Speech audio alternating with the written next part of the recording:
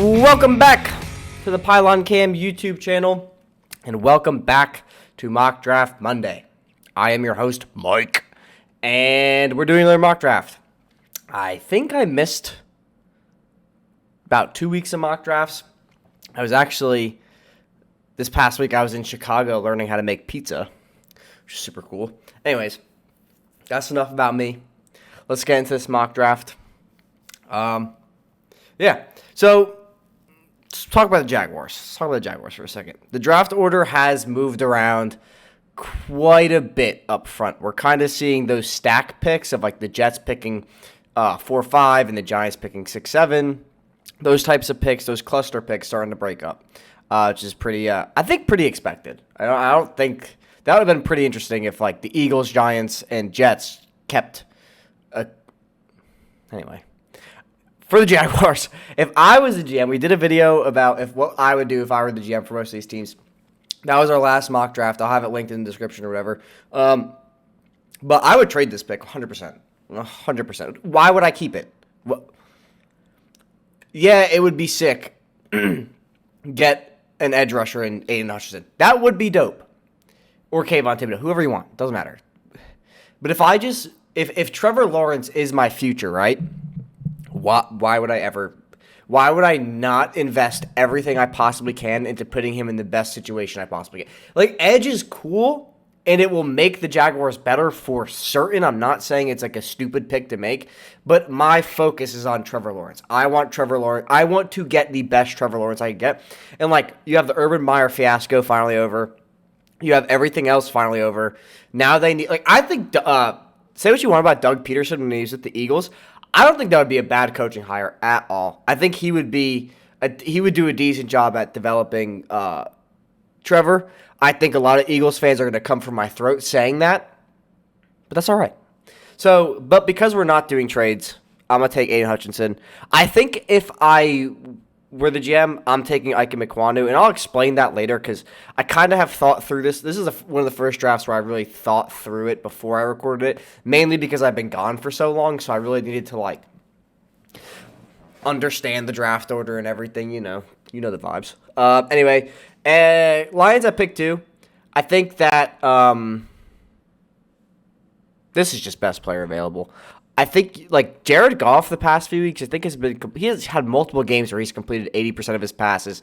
The Lions are competitive. They just beat the Cardinals, and then did they lose this week? I forget. Anyway, they need everything, so, like, whatever. Just take what's available. Kayvon Thibodeau. I really don't like Kayvon Thibodeau, though, if I'm being completely honest. He has, an insane upside, right? Like, I'm not going to knock that. Freak athlete, the whole nine, yada, yada, yada. You've heard about him for months at this point.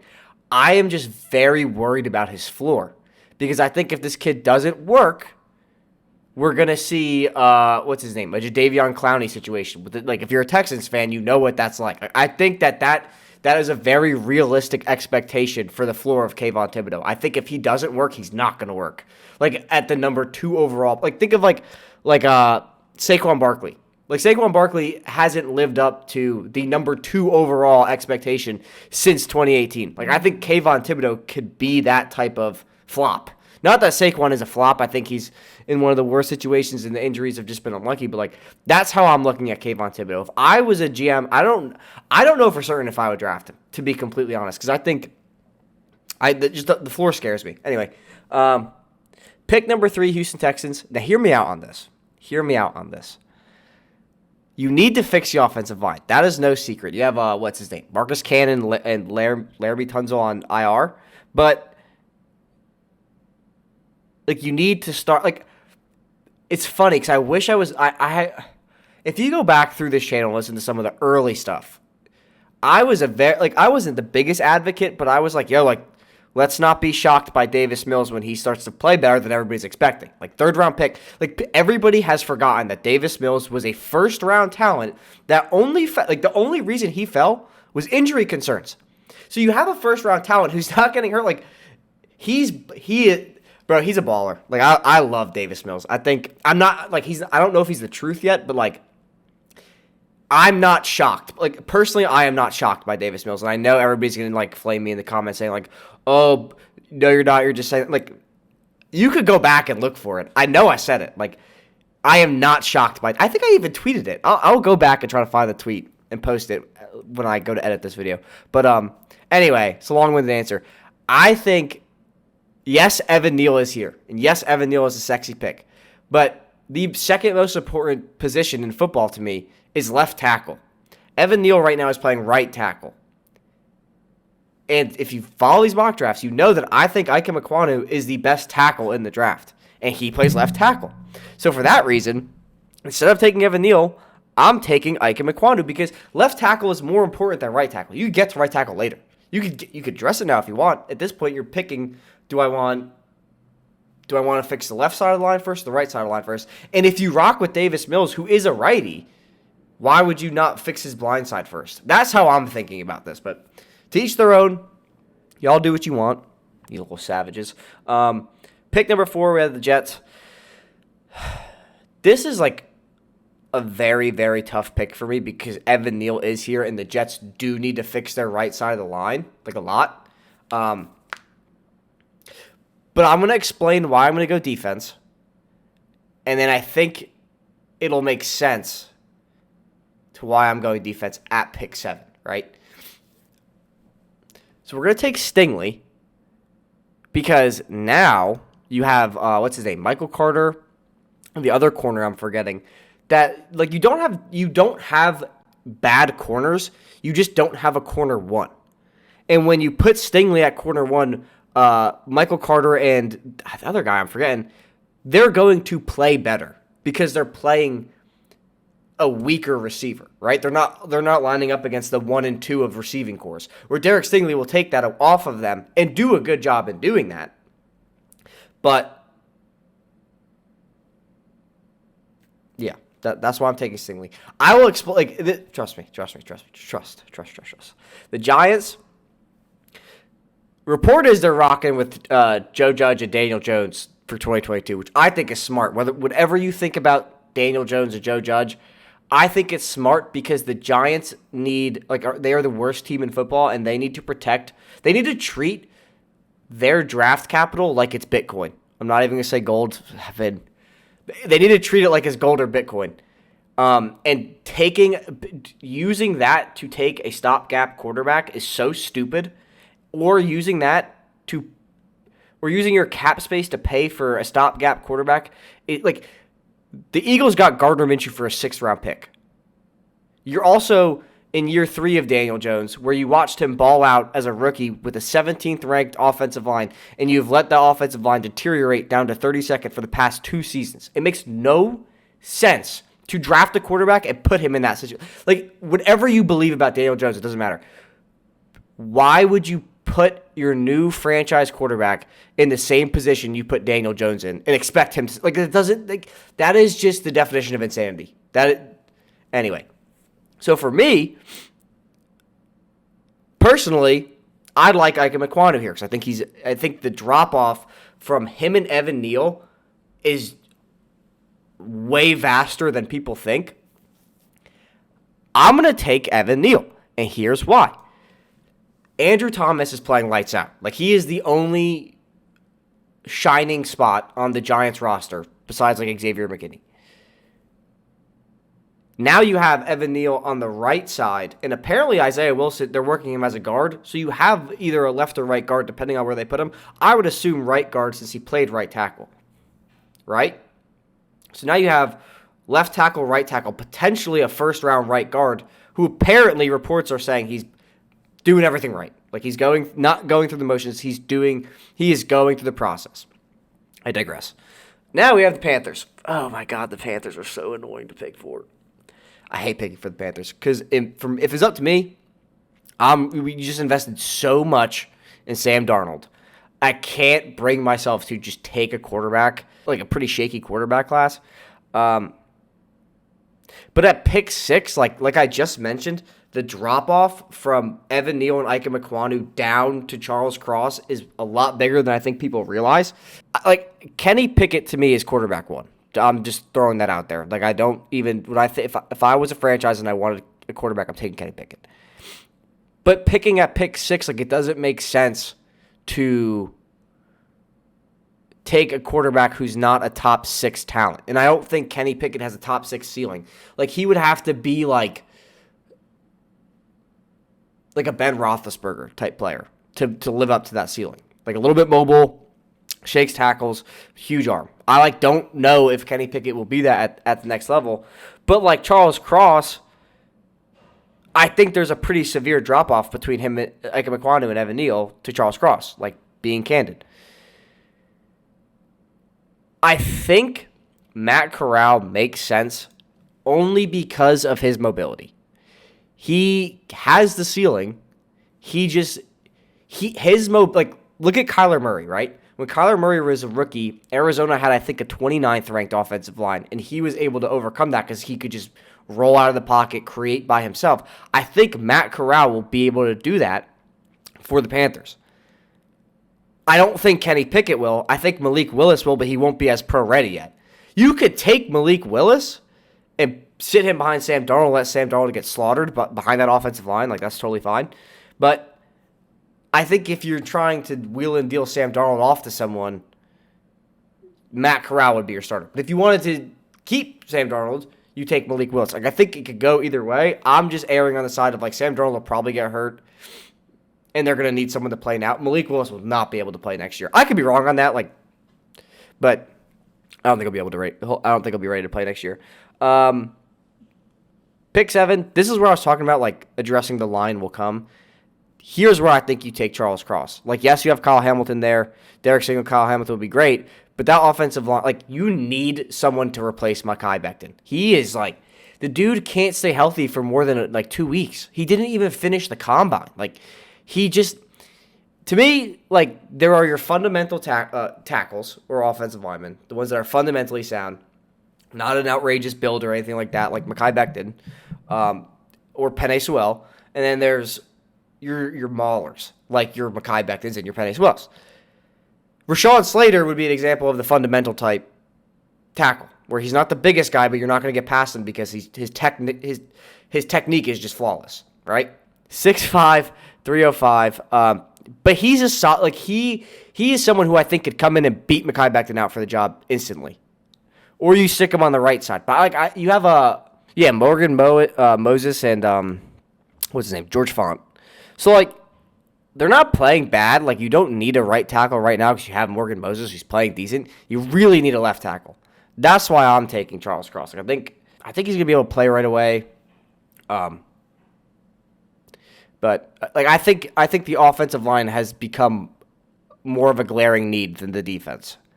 Anyway, pick 8. We have the Giants. Again, they're keeping Daniel Jones. I also think I think Daniel Jones could play. Like, I've said that before. I've also haven't been, like, too off on my quarterback takes. Like, oh my God, my hair. I've been, like, not spot on, but, like, I kind of am realizing I guess I have a decent eye for quarterbacks. Like, I have a pretty good eye for running backs. That's because I played, like, running back. But I think Daniel Jones in the right situation can work. I truly, wholeheartedly believe that. I don't think George Karlaftis is worth a pick at 8. Like, I don't think, like, if we were to go edge, it would be David Ojabo, just because his ceiling is so much higher and his floor is a little bit lower than Karlaftis, right? As a Giants fan, do you really want to watch Billy Price take another snap? And you have arguably one of the best prospects in the draft just sitting here. Like, if the Giants don't draft Tyler Linderbaum, they're just a failure. They already are a failure of an organization, but, like, just help yourself, man. Like, so I picked 9. This gets interesting because Kyle Hamilton has fallen far down the board. And if you watched last night's game of the 56-14 blowout against Dallas, like, clearly they need an overhaul of everything.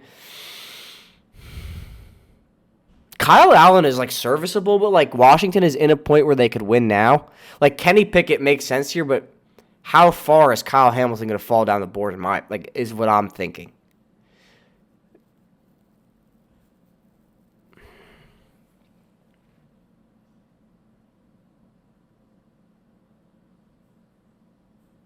I think you go Kenny Pickett. pick 9 makes sense. Get a quarterback. Taylor Heineke, like, he's so okay. It's disgusting. Like, I like Heineke too. Like, it's not anything against him. I just think, like, at some point you gotta try to get a franchise quarterback. That's not Dwayne Haskins. Anyways, pick 10, Falcons.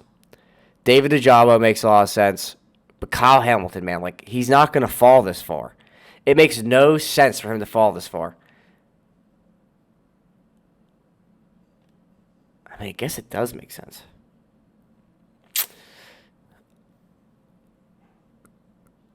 I think you take him if you're Atlanta. Why not? Why not? He could come in. He could line up in the box. He could play coverage, and he could line up against receivers. Like, why would you not? He could do he would be like the Kyle Pitts of defense.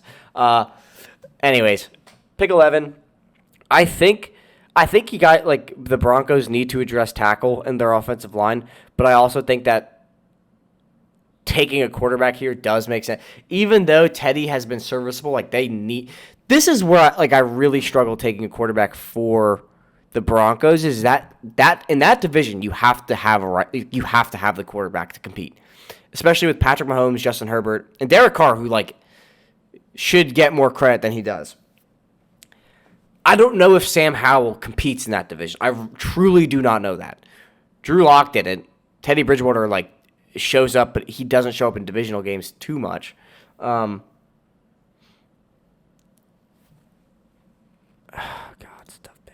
This is a toothpick. I like Kenyon Green because he could do both. He could play tackle. He could play guard. David Ojabo, be nice help off the edge. I don't know. I think Sam Howell can get it done, particularly in this offense. Like, I've said that multiple times for multiple weeks. Like, he's going to have the familiarity with Javonte Williams from college.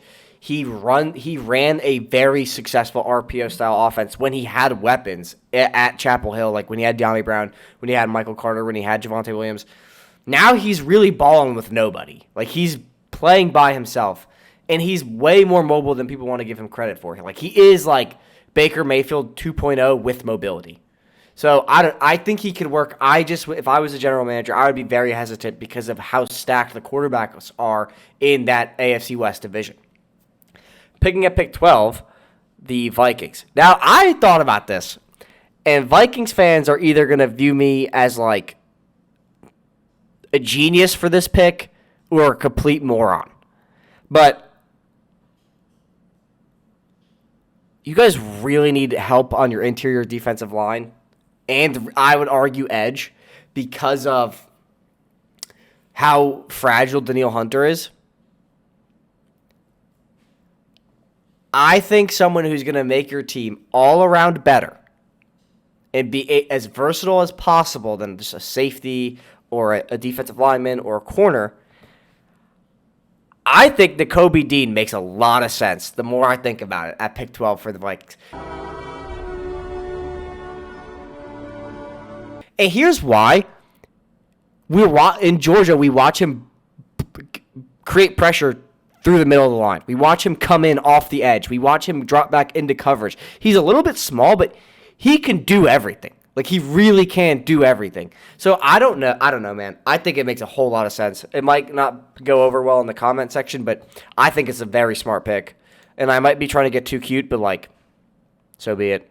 Pick 13. I think this pick is a Texans pick because I think this will be traded for Deshaun Watson.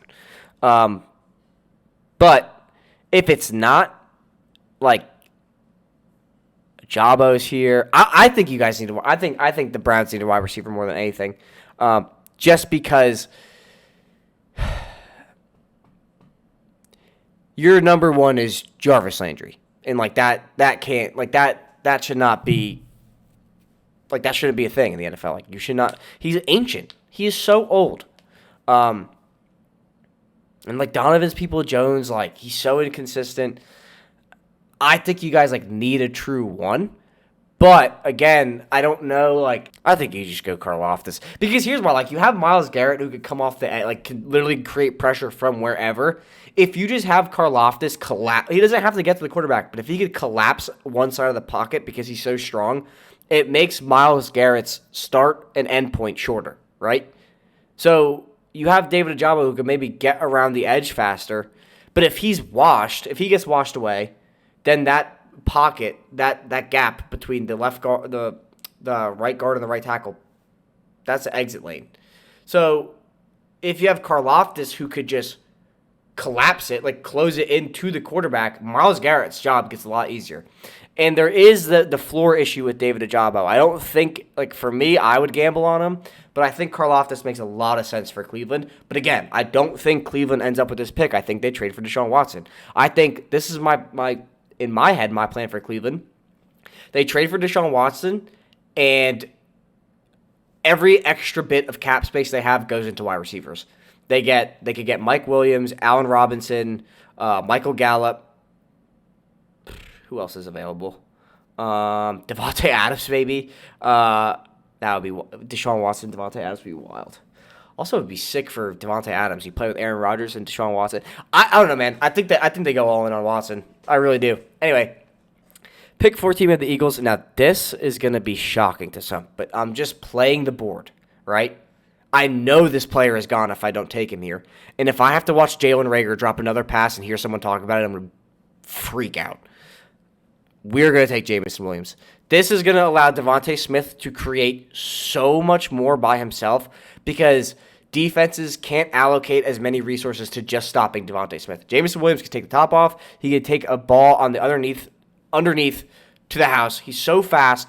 And, this is building a team either around Jalen Hurts or around whoever you're going to have next. Because, Jalen Hurts made the Pro Bowl this year, which makes no sense. I think he has a 61% completion percentage, which is poop. That is so bad. Anyways, if you give this kid to Gardner, I'm not even trying to beat up on Jalen Hurts, but, Gardner Minshew can make Jameson Williams work.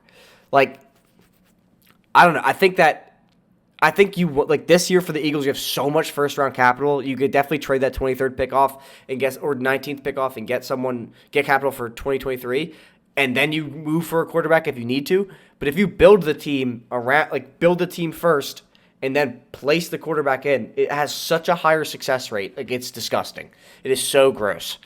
Anyway, I think Jameson Williams is 100% his right pick. Saints are picking at 15. I think they're pretty pissed that Jameson Williams just went off the board. Pretty pissed. But here's why I'm I don't think you need to go quarterback. Because I think Jameis Winston was balling out for the Saints when he was healthy. He really was having a good season. But then he gets hurt. Then you have Taysom Hill, and you have whoever. I think Alvin Kamara actually might suit up as quarterback tonight, if need be, if Ian Book can't play. However, you have David Ojabo sitting here. And I think if anybody would maximize, there are a few teams that have the right coaching staff pieces to maximize talent. They do the best job. Primarily, the team that comes to mind when I'm talking through this is the Ravens. The Ravens are one of the best teams in the NFL at maximizing talent. Look at Kevin Zeitler. Kevin Zeitler was an average guard for the Giants, and now he's one of the best guards in football on the Ravens. Look at Odafe Oweh. He was viewed as a raw prospect that fell in the draft, and they are getting what they need out of him. I think the Saints and the Steelers are two teams off the top of my head that are very good at this. They are very good at just maximizing talent.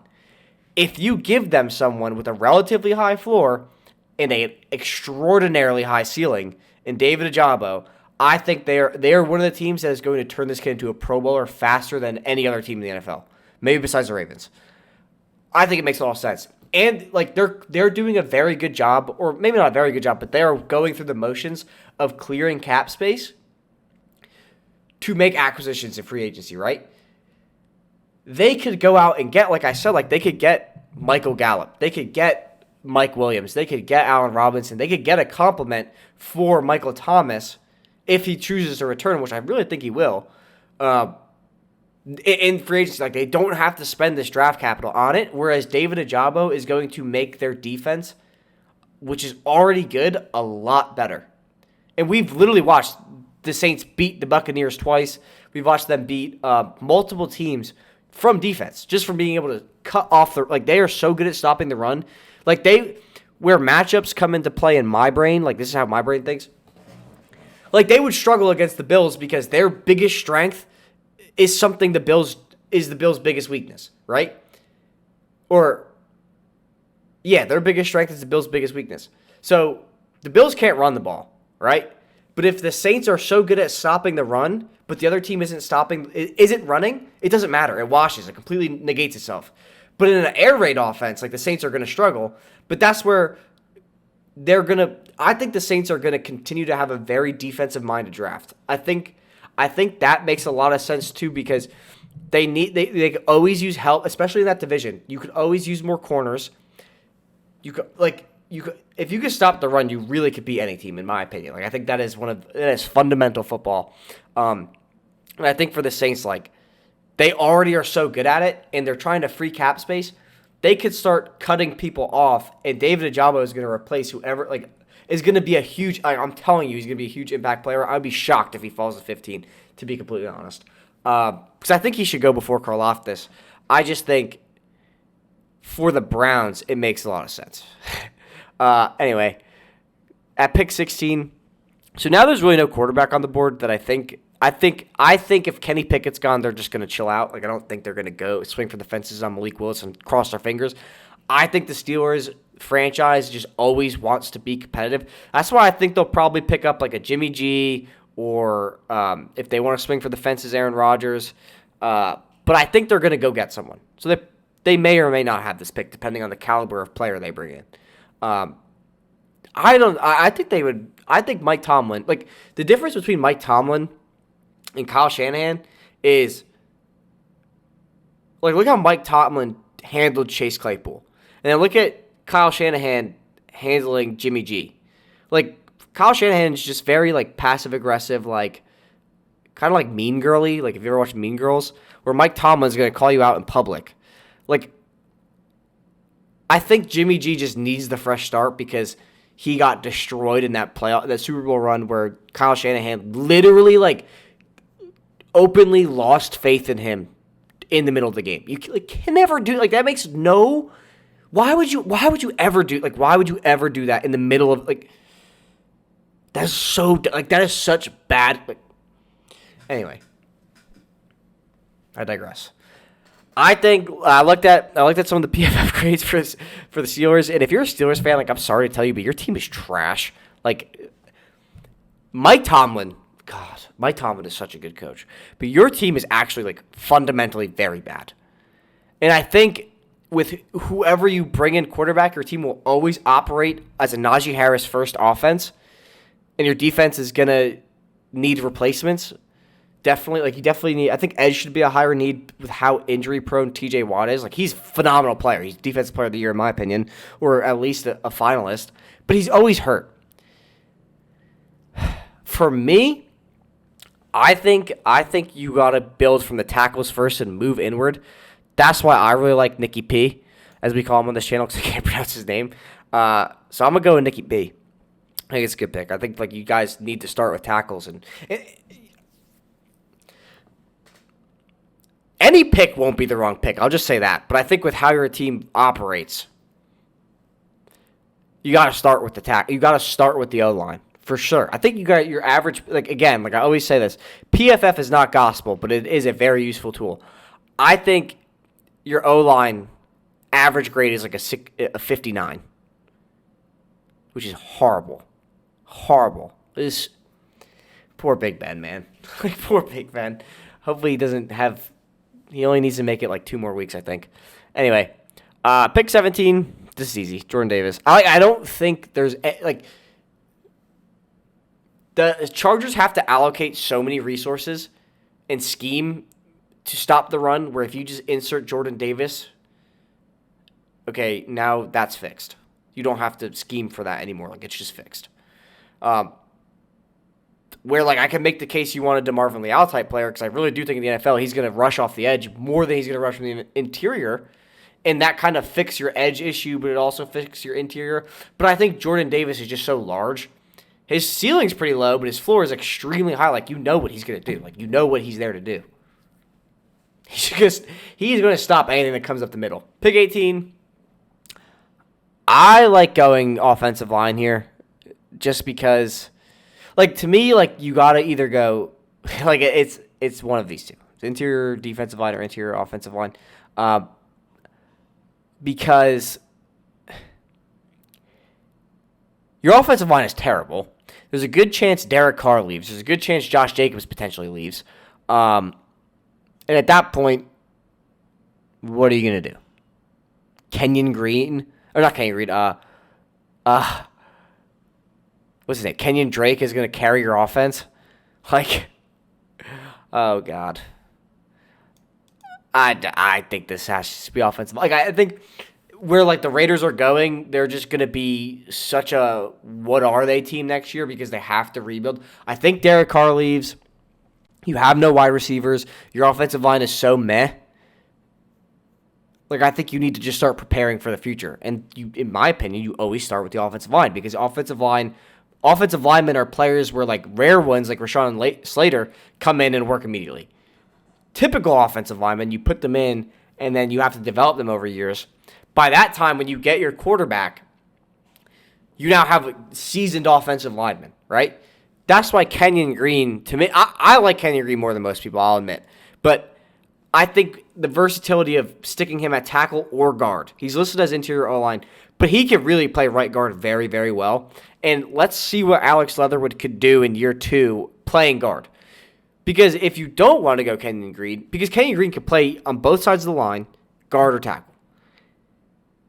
If you want just a pure tackle, I would go Trevor Penning with who's left on the board. But I think Kenyon Green, like, he could do both very well. But anyways, pick number 19, you got the Philadelphia Eagles, which maybe we'll do that. But yeah, let's take Booth first. Because I don't think any of these other teams are going to take, like, just playing the board again. Like, I think that's something that's very real in football, in the draft. Like, these teams behind are also playing the board. They're looking to trade up. They're looking to do whatever they got to do to get the player they want. I don't see, like, with these teams, with how fluid, like, these are, like, we are now from the Patriots back. These are the, like, cream of the crop, so to speak. Like, they can address a need anywhere. And I think that a team that might be interested in trading with the Eagles is the Patriots, because they might be seeing the board and say, like, hey, Andrew Booth is still there, and we need someone to replace Stephon Gilmore, and J.C. Jackson's been hurt a few times. Like, let's trade up and get that asset. Where I don't know, like, would the Cardinals do that with, they could go interior O-line, they could go corner, they could go linebacker, they could go edge. Would the Bills do that? They could go corner, they could go interior O-line. Like, a lot of these teams, like, they have flexibility, and, like, I err on the side unless you're certain of the prospect. Keep your capital. Because you're making an investment that you're uncertain about, and you're using your own money, as in your other draft capital, to make that investment. And you may not get the return on investment you're looking for. And at that point, it's a sunk cost because you screwed up. So, a little bit of a economic stock investing type thing right there. Anyway, Ravens at pick 20. I think again, like we talked about the Steelers, the Saints. This is a team that's going to maximize talent. They're going to maximize their prospects. DeMarvin Leal is someone they are going to maximize. They're going to find ways to scheme him to where he is succeeding. They're going to find ways in practice to develop him to a successful football player. I think this is a phenomenal draft pick, and I think it's a phenomenal landing spot because you're taking a very high ceiling player, you're getting him at the end of the first, like they did with Odafe Way, and we're going to see him develop. We're going to see him bake, just like a pizza. We're going to see it bake. Anyway, pick 21. We got the Miami Dolphins. Brain fart for a second. I think this team, again, like, no discredit to Tua. Like, I'm not trying to do that. But this is one of the luckiest stretches of wins or just facing opponents I have ever seen. I think they lose to the Saints tonight. Swear. Could be wrong, but if you check our Instagram, I've been right on like most of my game picks. I'm probably going to release those this week.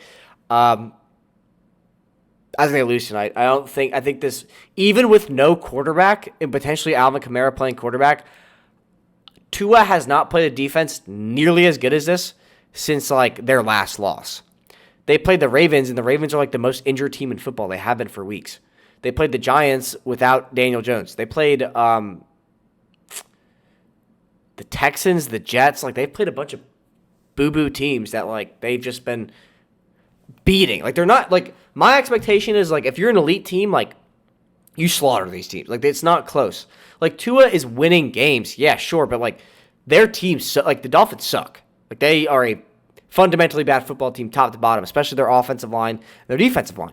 It's bad. Like, look at their defensive numbers on Yahoo. Like, they don't do anything right, and they've been able to win games. Just credit to Brian Flores and credit to Tua, because like Brian Flores is kind of catching some heat, and I don't think it's nearly as warranted as it should be. However, again, like I'm a big fan of versatility. I think with who is left on, actually,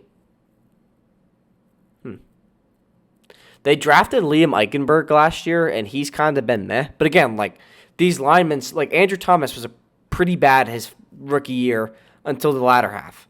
Like some of these tackles, especially left tackles, need a lot of reps to develop. Liam Eichenberg is simply in that range of average linemen. Like Rashawn Slater would be at the top percentile of linemen where he just comes in and he's elite. Like that's very rare. That is very, very rare. I think you go wide receiver. I think pick 21. Like that's a great. You have whichever one you want. I think Trayvon Walker is still here. But again, like, you have Jalen Phillips, you have Javon Holland. Like, I don't think this should be here. Like, I don't think edge is nearly as big of a need as the draft network makes it out to be. Then you have running back. Why would you ever take one in the first round? Linebacker, where I think, okay, like, this is what we could work with because you don't have linebackers. You have good corners. Your safety position is, like, average. Your defensive line is poo-poo. But what makes everything in the middle of the field better? A linebacker.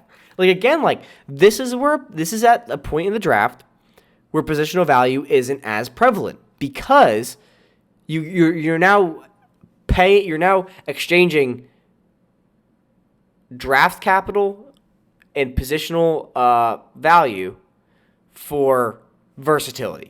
And I think that is a very worthwhile investment. Like, Devin Lloyd is the linebacker 2 in the class, and you're taking him at pick 20. He's just fallen all the way to pick 20. He could have gone to the Eagles, which wouldn't have been a bad pick, but I think, again, like, assuming positional value, Andrew Booth would be a way better investment than Devin Lloyd, right? Whereas the Dolphins, like, you have pretty good pieces that Brian Flores has been able to work with so far. He doesn't have linebackers to work with. That's why I think Devin Lloyd immediately makes your team better. And this is a deep O-line class where you just go into that in the second round. Like, go ham. Take as many linemen as you want. Anyway, I think Patriots, this is like, I would like them to take a wide receiver as a fan. I'm not a Patriots fan, but like as a football fan, I would like them to take a wide receiver. But I think with Bill Belichick, they go corner. And with Roger McCreary, who's been amazing this season, it makes a lot of sense. Like, there is him at 23 in this range of 23, 22 makes a lot of sense. I still like Khair Elam. I like Ahmad Gardner. I have no idea why they moved him so far down the board. I don't know what that happened. But I do like Roger McCreary. I don't know if I would take him over. Nah. This is, like, again, there are teams that maximize talent. Patriots are one of them. They've had how many janitors play wide receiver for Tom Brady and make it work? Like, anyway, pick 23 for the Eagles. This is, like I said, playing the board. We're not doing trades in this mock. We won't do trades until like March or February. But Trayvon Walker's here. And like this is someone, again, high ceiling, pretty low floor. But pick 23, like again, like they could trade this pick for 2023 capital. They could do whatever they want with this pick. I think Trayvon Walker is an edge rusher who, like, I believe in Nick Sirianni. I could look like an idiot for saying this, but I do believe in Nick Sirianni. I think that he is one of the coaches in the league that knows how to scheme for design teams for his player strengths. Like you design your offensive team for Jalen Hurts' strength. You design your defensive scheme or your defensive unit to play to your players' strengths and to mask your players' weaknesses. I think like that. This would make a lot of sense for the the Eagles at 23. Excuse me, Cardinals at 24. God, have they fallen? It's just a shame. I don't want to say I told you so, but like my biggest thing in any video or content I have created is that down the stretch the Cardinals will crumble because Cliff Kingsbury is not a winner.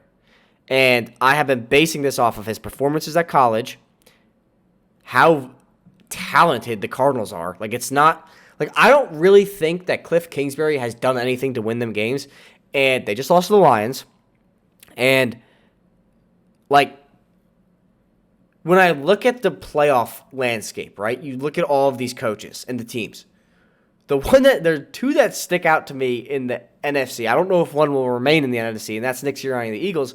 But the other one is Cliff Kingsbury. He doesn't have playoff experience compared to Sean Payton, Matt LaFleur, Mike McCarthy, all of these other coaches, particularly in the NFC. AFC, same thing. Andy Reid, Bruce Arians, Mike Tomlin, just all of these coaches in the AFC who have Bill Belichick, who have outcoached people, right? Same with the NFC. Cliff Kingsbury does not have that experience, which is why I think the Cardinals are going to be more of a competitive team next year. I don't know if I would keep Cliff Kingsbury just because I think he's been bailed out by the most talented roster in football. But we're seeing this come to fruition of they're just unraveling. They are completely unraveling. He got outcoached by Dan Campbell.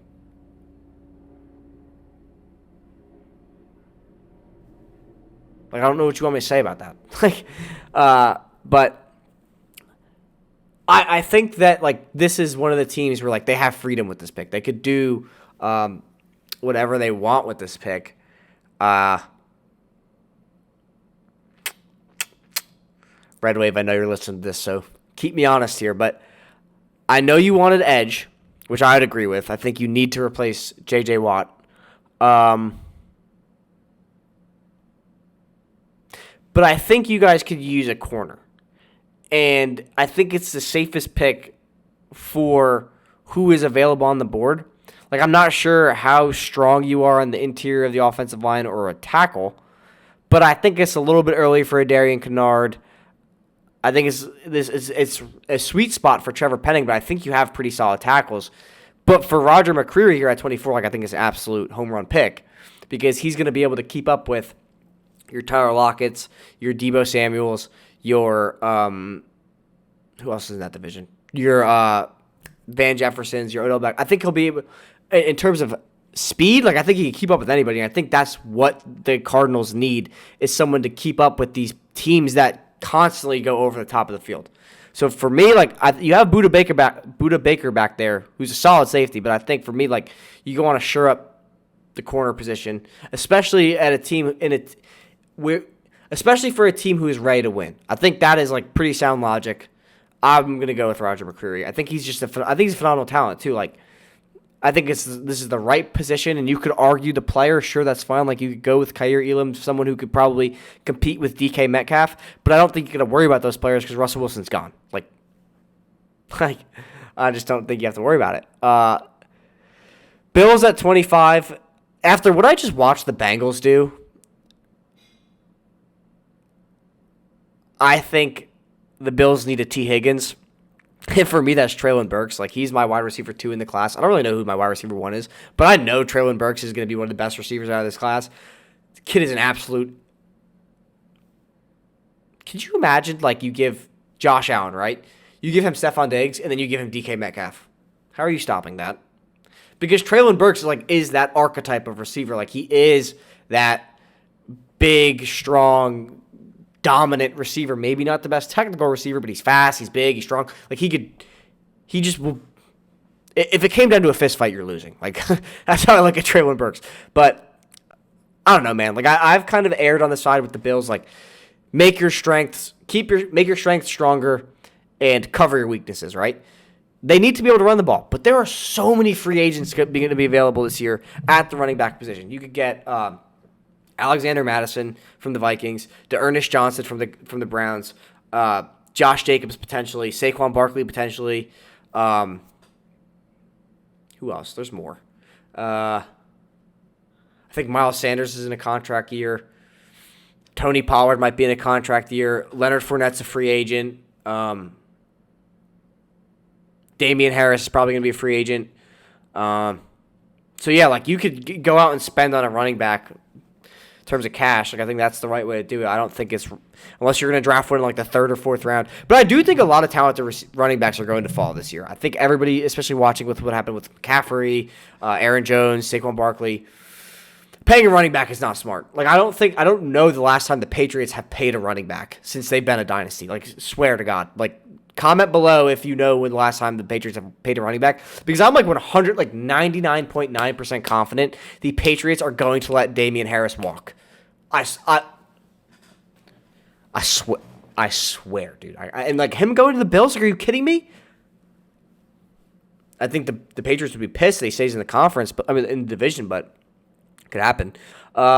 Pick 26, Trevor Penning. Like, I think that like you just need to protect Joe Burrow at all costs, especially after he just threw 525 yards.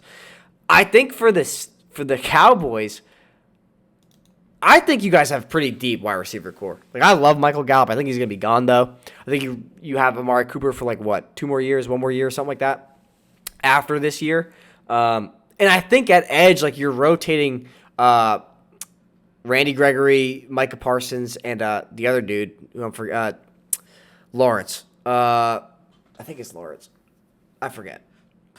But you're rotating enough where I think, and you have 3 safeties right now, and 2 of them are going to be free agents, something like that. I think safety's a pick here. I think or cornerback too. Like that, it's safety or corner. Like you need to address the secondary because I think when you play teams that can kind of air it out and they could throw at someone who's not being covered by Trayvon Diggs, like that's where the Cowboys get in trouble. Like last night, Terry McLaurin's locked up. Okay, now what? Like Washington couldn't do anything else because they can't run the ball. You guys have a great run defense, and oh shoot, Terry McLaurin's covered. Like now what? That was their whole offense last night. So I think if you could land another corner. Like, Khair Elam is still here. Who else is here? Trent McDuffie's still here. I like Khair Elam more than Trent McDuffie, but tomato. Or you could go Jaquan Brisker. I think I want to go corner. Just because there will be safeties that they could sign. Yada, yada, yada. I'm going to go with Khair Elam. Now, at pick 28, with how many receivers have fallen down the board, and we're seeing Chris Godwin's out with like an MCL sprain. Mike Evans is old or older. I think he's 10 seasons in the NFL? 7 seasons? God, if that's 10, that's wild. I remember when he was drafted because my brother and my uncle were arguing who's better, Sammy Watkins or Mike Evans. Like that is nuts. I think this pick is going to come down to like whatever Tom Brady wants in the day, and I think they keep him standing upright most of the time. And I think, like, you have Tyler Johnson, you have Jalen Darden. I think with how hurt their secondary has been, corner depth cannot hurt, especially on a team that is ready to win. To me, it would be between, like, a Chris Olave, Garrett Wilson, Jahan Dotson, or, like, I don't know, man. Like, I think you could go – I think that this is, like, crazy that they're all still here at 28. Like, they're all going to run off into 1, 2, 3, but, like, that's like for these teams, praise God. They're hyped up. I'm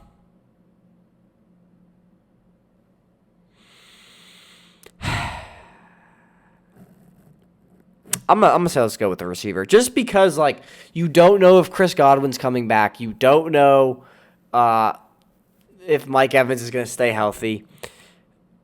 But again, like there's so many receivers in free agency, like no, we're gonna do the smart thing and take a corner. I know it's bland and boring, but like it's the smart thing to do. You could argue both sides. Like I'll listen to that all day, but like you gotta take a corner, or like it's smarter to take a corner in my opinion. Titans at pick 29. I think, again, like the Bills, keep your strength strong and mask your weaknesses. You need receiver help. Bad. Like, very bad. A.J. Brown couldn't stay healthy this year, and Julio Jones was the stupidest. I've been saying it all year. That was so dumb. That was so, for a second-round pick, that is so dumb. People draft, like, you could draft a Terry McLaurin or a Trayvon Diggs in the second and third round. It's not common, but you could do it. Julio Jones is a deteriorating, old, crusty wide receiver. Crusty. Dumb. Stupid. I think you can just take whichever one you want here. For me, I'd probably err on the side of Garrett Wilson. I think he's better than Chris Olave personally, and I think he just can do more than Chris Olave can. Like, I think, like, people use the word smooth with Chris Olave, which I get is warranted, but, like, my comparison for, like, my standard for smooth is CeeDee Lamb. There is not a smoother receiver in the NFL than CeeDee Lamb or Devontae Adams. I don't think Chris Olave can get to that. Like, maybe he could, but he's not in that stratosphere that they are. Like, they are like, just watch CeeDee Lamb. Watch CeeDee Lamb or Devontae Adams. If you watch any highlight of Devontae Adams, this is why Devontae Adams is my wide receiver one, and it's not close. Watch any highlight of wide receiver of Devontae Adams compared to anybody else, right? You watch DeAndre Hopkins. He's mossing people. He's making crazy plays, blah, blah, blah, blah, blah. You watch Stephon Diggs. Same thing, like outrageous athleticism. Watch Devontae Adams. He's just wide open. He's not doing anything special. He is just wide open. And, like, yes, it helps when you have Aaron Rodgers who can fit it into a tight window, but, like, Devontae Adams, any highlight you watch, there's nobody around him because they can't follow. You can't follow him. It's impossible. CeeDee Lamb, same thing. Like, he's not as good of a route runner. He's not nearly as good of a contested catcher, but he is very, like, his routes are very, very, very good. Very good. I think route running is probably the most important thing when I evaluate a receiver if they're not a physical freak. Because if you could run routes, you get open. And if you get open, anybody can throw you the ball. It's harder to throw it to, like, let's use a different receiver. Like, it's harder to throw it to, like, a T. Higgins or a Mike Williams. Because you have to fit it into the window on top of trusting their athleticism. Where if you're throwing it to Devontae Adams, he is just open. He's in space. Does not matter. So, that's just a little bit into my brain. Anyways, pick 30. I have constantly gone wide receiver here. And I kind of have come to the point where I love the idea of double dipping at wide receiver. Because the Lions will have the first or like a top 5 pick in the second round. Why not? Like, why not? You could take a quarterback even if you want to, but, like, you got Jared Goff who's playing better. Take whichever receiver you want of Drake London, Jahan Dotson, or Chris Olave, and then take the other one. Take whichever one's left in the second round. Probably only one or two of them get taken here, and then that leaves you with George Pickens, who's not bad. Like, any of these guys, like John Mechie's probably going to play better than his draft position. Like, I think you should double dip at receiver. Like, you have Amon-Ra St. Brown, who's sick. And then you have Josh Reynolds, who's not bad. Maybe you don't need to. I think you should just take the best player available here. I don't think you take a quarterback. I think you wait and take a quarterback in a better draft class. I just think you do need it. Like, you do need to take a wide receiver. So for here, it's whichever one you're feeling. I think being that Jared Goff played with Cooper Kupp, Robert Woods, Van Jefferson, you want that guy who's going to create space. And for me, that's Chris Olave. I think he's better than, like, Drake London, to me, is more of like a Michael Pittman. To literally use the USC example. Like, I think that's why, like, I think Drake London going to the Chiefs defense, like, you go back and watch these mock drafts. I've said, like, this pick needs to be defense. And this was at pick 18. Now the Chiefs are pick 31. So, like,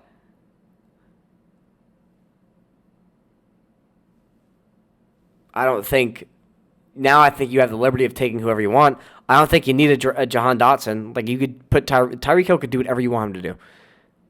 I think you take Drake London. He's that big body red zone threat that they really don't have besides Travis Kelce. So, if you give Patrick Mahomes someone he can throw a jump ball to, it will come down with it at an outrageous completion success rate. Take Drake London. And then the last pick, I think this needs to be a wide receiver as well. That's why I said 2 of them are going to go off the board here. This one does not need to be. Or I should say one of them will go off the board here. The Chiefs kind of can do whatever they want. For the Packers, I think you could argue that this could be a quarterback or a receiver because Aaron Rodgers and Devontae Adams will not be on this team next year. They will not be on this team next year. Maybe. If they win the Super Bowl, maybe, but which is a very real possibility. But if they don't, they're not going to be on the team next year.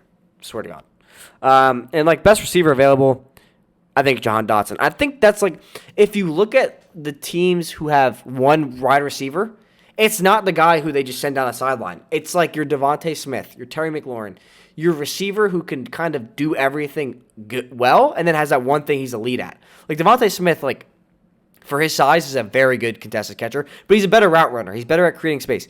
Terry McLaurin, insane contested catcher, but does create space. And you're not asking your quarterback to throw it down. Like you're not asking him to make outrageous throws because he's really good at like everything. But anyway, guys, this is Mock Draft 7.0. Let me know what you think about it. Check out our other mock drafts. Check out our other content. Like, comment, subscribe, do all that cool stuff. It helps out the channel a lot. But anyway, guys, that's going to do it for this video, and I'll catch you in the next one.